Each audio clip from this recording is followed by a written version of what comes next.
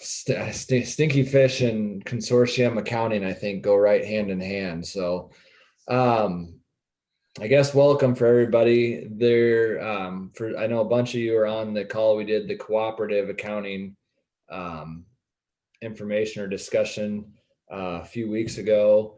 And somebody, I don't remember who it was during that, brought up a point about the accounting and the example I had suggested or how we should handle that made me go back and talk to the state auditors. And then I know Beth emailed out some updated guidance on that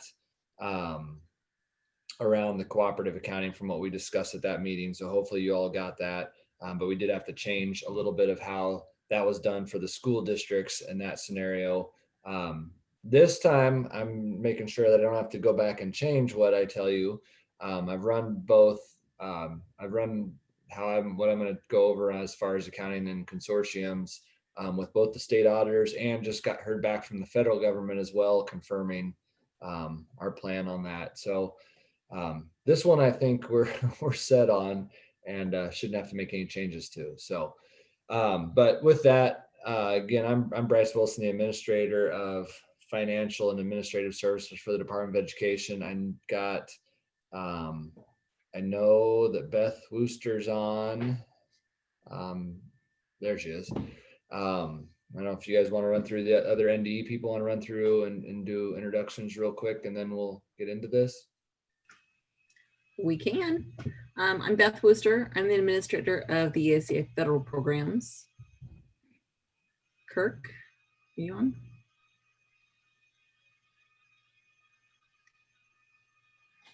Kirk may not be on a phone call. So let's just, Ann, you're there. I'm Ann Hubble, and I'm new to NDE this year, and I work with Allison Olson in Title III, ELL, and I support ESU 15. All right, Allison, I see you popped on.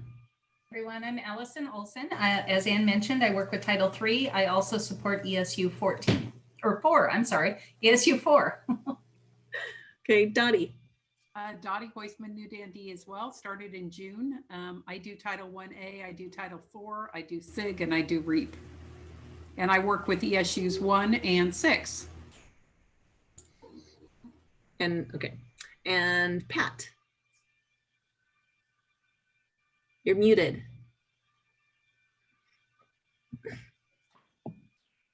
Darn it. Okay. I'm Pat Frost. I work with ESU 2, 5, and 7 and Title 1 for ESU 11. And I do Title 1A, also neglected and delinquent loan forgiveness, and I'm a backup for REAP. Okay, Jim. I'm Jim Kent. I am the Title II person. I work with Title I for ESU 8, ESU 13, and Lincoln Public Schools, and I am the non-public ombudsman. All right, Janice.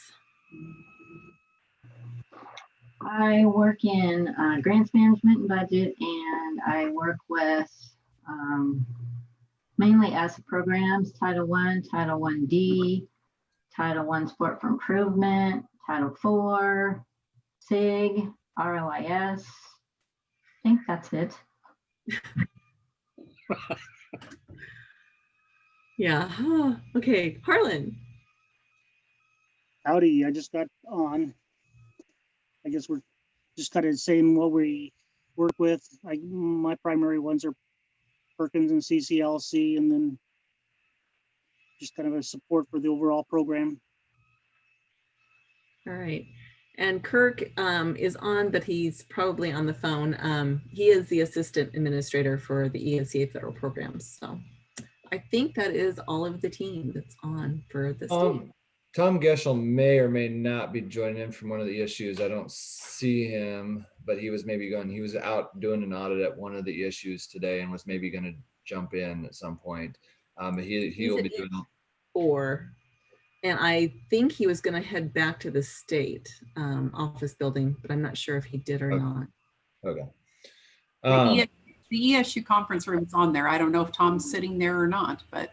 No, Tom left about 11:30 or so. Okay. Is that why you guys are celebrating back there? All right, so I guess let's get into this. If you guys have questions as we go through, as always, just feel free to go ahead and ask those, and we'll try to address them best we can. I guess the key with consortium accounting, when we have that going on, is that it is a much different than the cooperatives from the standpoint that the school districts are never considered to be a grant recipient of those funds. So the funds are essentially they're calculated based on school district information, but then they're awarded to the ESU. So that means that when the ESUs receive or incur, I guess to start with, probably incur expenses related to those consortiums, you should be recording that under the normal federal, whatever federal grant it is that you're part of the consortium. You'll record that expense under that grant, under the, obviously in the correct object code and whatnot. One of the keys there, I think sometimes there's some question about if you're paying for salaries at a school district employee, should that be in the hundreds or 300s? Since it's not in a cooperative type of situation where you are essentially just contracting for those services, it would go under the 300s in the ESU's accounting. The school district would show that person, because it's payroll related, would show that person under the 100s, but the ESUs are going to show them as a 300. Your reimbursement obviously is going to go to that same federal account code. That's fairly straightforward. The part that's really going to be different is school districts are not going to recognize any federal revenue or expenditure when it comes to when they're part of a consortium. So any funds that they're involved with there, they're not going to show the federal expense on that. It's not going to show up on their CFA. And only show up on the ESU's CFA report. One of the other situations I think that oftentimes causes some, I guess, question is what happens if a school district incurs an expense that the ESU then reimburses for as part of the consortium. Essentially, that then should be treated as a reimbursement by the school district, which when we have reimbursements, our general guidance is that should offset the original expenditure. So school district, if they, for example, just bought supplies and the ESU consortium reimburses them for that, those supplies should just be recorded under a normal function code, maybe regular education, and then supplies like the 600s. And then when they receive the reimbursement from the ESU, that would be put back in that expense account to offset that expense. So that's really kind of the highlights of the accounting side of it. It's somewhat straightforward, a little more so maybe than the cooperatives. Let me know what questions. I'm sure somebody's got some questions there on the accounting side of things. And I guess maybe before I do that, Beth, you want to go over the application portion for consortiums? Well, when it comes to the application, there really isn't a lot of changes, other than I know that a lot of, if staff were paid or stipends were given, it was put in the 100s, and that would now need to go in the 300s. So that would be the big change. The other thing is just to make sure if any equipment or anything is purchased, that it is the property of the consortium. So if it's housed at a school, then when you on the grant, you would say which district it's being housed at, but it should go on the operational equipment page, and that should be inventory each year of that equipment, because that is actually property of the consortium, not of a district. That's really it. Okay. I see one question we got on the chat. That's, will school districts still use the federal program and object codes for payments and receipts? No, because since it's not under no circumstance where they be recognizing federal revenue or expenditures, since they're not a pass-through entity with those funds. So no, they would just use a regular account. It would be my recommendation. In theory, it should net out to zero anyways, but sometimes there's timing difference and things like that. So I would not run it through a federal program account code. The other piece of that too is with consortiums, it's different from cooperatives, is the ESU, since it is never awarded to the school district, you don't have to do the subrecipient monitoring of the school district, which is a very good situation for you guys. So what other questions do we have? Okay, we got one here reading it.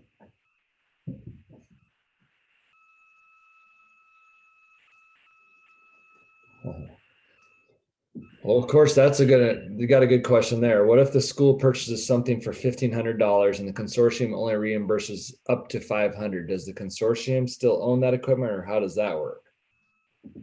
I'm gonna do we have a federal programs person that wants to try and answer that question? No.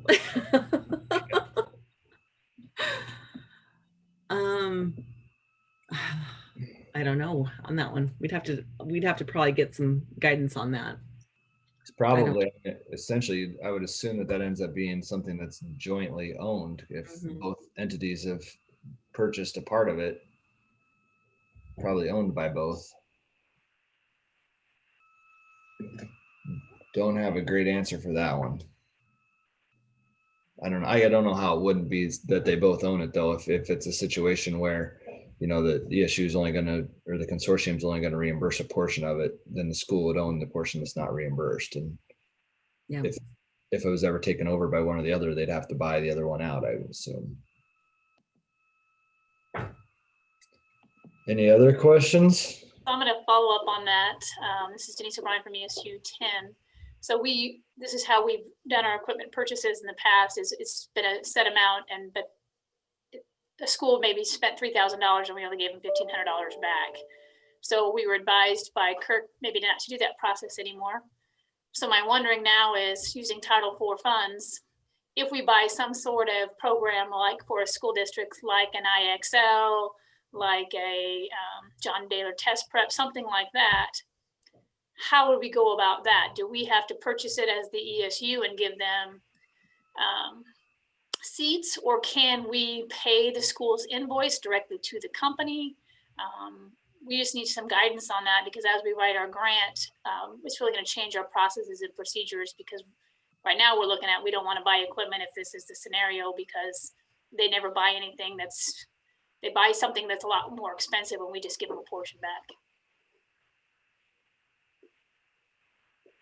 I would think either would be allowable, to pay their invoice, you know, and then it would become property of the consortium, or if you purchased a large number and then give so many seats, I think that would also be allowable. So can we pay a portion of their because the invoice might be way more money than we would offer to the district? Can we pay partial invoice? I'm just trying to figure out how best to move forward on that. Probably, and then I would think, like Bryce said, probably need to say, you know, show a proportion on an inventory list or something that, I don't know. It would be better if they were buying laptops and you were paying for 3 of them, or, you know, if it was something that it was a certain number rather than the straight portion. But I don't know, Bryce, unless you have, or Janice, if you either one have some, or Harlan. Well, IXL wouldn't be inventoried. No, that one wouldn't, but on Yeah. equipment.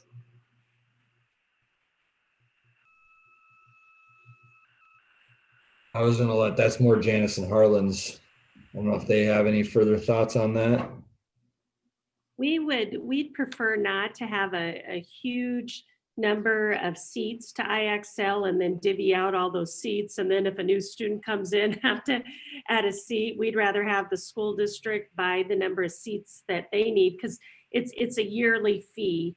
Does that make sense? Denise, am I getting our question across the right way?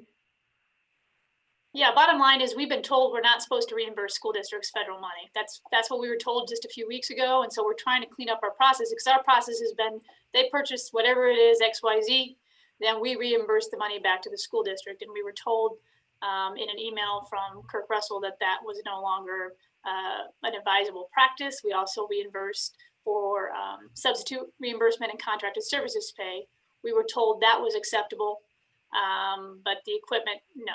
So we're trying to figure out how to best use these folks' money. The school districts are really are small districts, and they want the money to be used in their best interest. And they said, if you can help us out with some of our expenses, like software purchases or online platforms, that would be extremely helpful to them. So we're trying to figure out how we can do that, get it approved, and not get stuck with claims that we can't get our money back.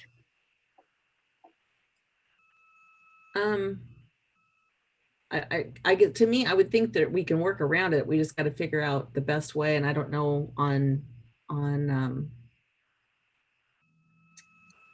Janice, Harlan, or Bryce, you do the finance more than I do. So I would think there'd be some way of marking that so many licenses were paid and you're reimbursing this amount, or I don't know. Anybody else? Well, so by saying this is a consortium and not a co-op, we're saying the ESU controls the spending. And if the district is deciding what they're going to do, is the ESU controlling the spending? Unless the ESU or the district goes to the ESU and says, I want to do this. And then, there's an agreement between them that the district will buy the licenses and the ESU will pay them for it. Is that acceptable?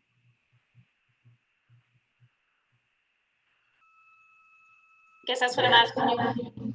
That's what we would like to do, because again, we have to do a needs assessment, right? So that's a requirement of federal programs. And in the needs assessment, that's what they're asking us for. So we're trying to meet the needs of our school districts, especially in a year like this where we don't get to bring in a lot of national presenters because they can't travel. So, and they don't want to have their teachers out of the district. So we're trying to figure out the best way to use this new money to meet our school district's needs.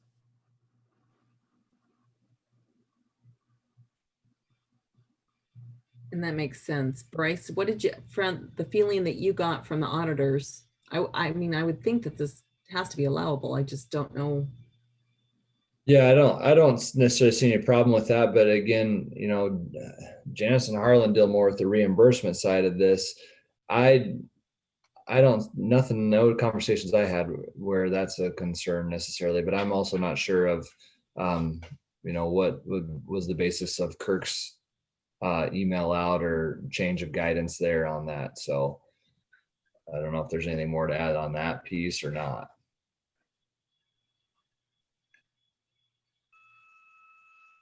Like I say, this is Harlan. I think ultimately this has always been kind of a struggle because, when you partially cut something out, how can you easily do it and still try to show that you're a consortium and not just pushing things through? Yeah, I don't have a clear-cut answer either. I'll admit to that.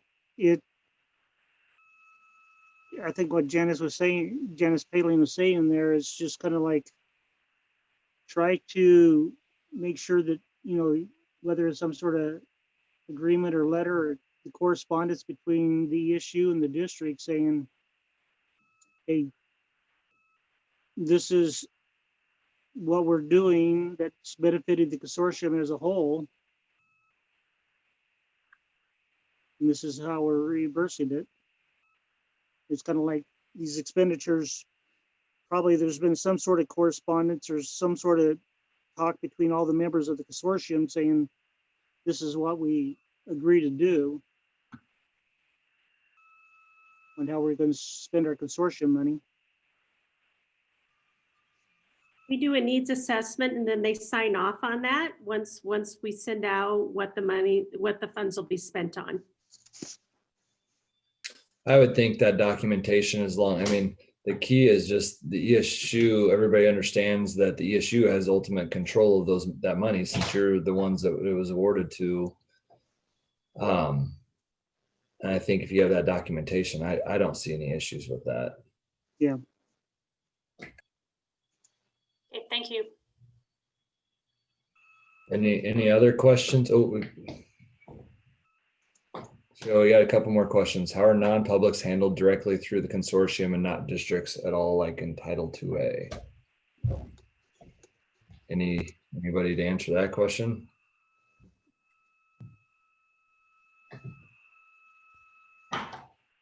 Yes, how has it been handled in the past with the non-publics? I could speak to ESU 10 and you can tell me if this is not the appropriate way, just because this is what we've been doing. We do handle this one like a cooperative because we have to make sure that they spend the exact amount of money that they are allocated, because we are serving on behalf of the public school. So we keep a spreadsheet for that non-public indicating what that expense has gone to. So then we can communicate with the non-public, like this is how much you have, this is what you spent it on, until we use all their funds, and then they are no longer able to access those without paying for whatever service that may be. That's how we've done it for Title 2A. We will have our first Title 4 non-public this year. So I anticipate doing it the exact same way. This is the amount of money they have, communicate that with the non-public, and this is how you spend it. ESU 7 does it that way also, for tracking purposes. And for the non-publics, we try and pay direct to a vendor as much as possible instead of reimbursing, unless it's for like a stipend or something like that, that we would pay the individual directly. We pay the individual directly as well. Nothing goes to the school. That generally, I think, works well when it's professional development and something that they aren't, they aren't getting to hold. So it's when you've got that equipment or stuff. I don't see any problem with that. Janice or Bryce or Harlan, Tom's not on, so I can't ask him, but I don't see a problem with that way, because they are very specific, the non-public allocations. So Yeah, that seems appropriate to me. Mhm. All right, and any other last questions? I won't keep everybody any longer than we need to, so.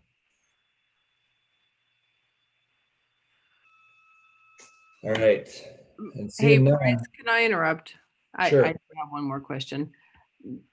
This is ESU 5. This is just going to be a really simple one. Can you remind us where we obtain that spreadsheet that you need to upload inside of the 2A application for the non-public for equitable services amount? I was thinking there was a shortcut to it on the grant, but Pat, do you happen to know? I think it was a separate document that was just sent out. Okay. We can, it might be on the website too. It's like we're Shorten Office Associates. So I will find it and we can send it to you. That would be fantastic. I would appreciate that. Okay. All right, is the plan, Beth, to email out the document we put together again to this group on consortiums? Yes. And anything else or on this? We're gonna send this recording out since I haven't given out incorrect guidance, I don't believe it yet at this point yet. So that's why we should also stop before I keep talking and screw that up. So if there's nothing else, then Beth will be sending that out to all the ESUs, so you can watch for that and the recording as well. So I may have Tom listen to it to make sure that we didn't say something he's not in agreement with first. Okay. and then I can send that all out. Sounds good. So thank you all. Thank you. Bye. Bye.